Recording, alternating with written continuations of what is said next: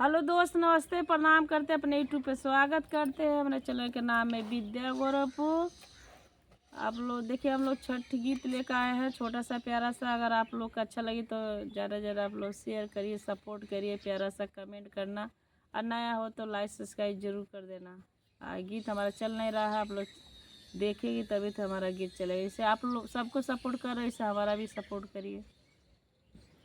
कार्तिक मासे के बारतिया दाना लिहली उठाई।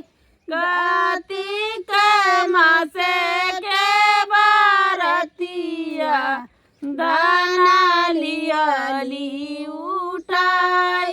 तीन दिन के भूखली बारतिया दियली जलवई चेठार।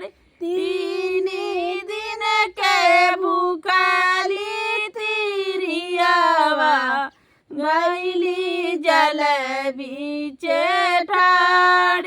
थर थर कपेला बदनिया गईला ओठला झुराई।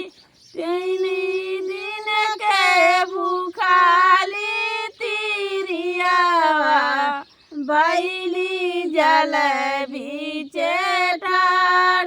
बैली जलबी चेठार।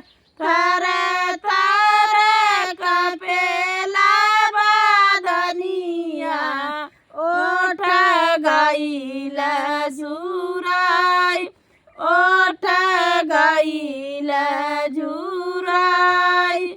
उगीना सूरज देव की रैनिया बैला अरगे के जून।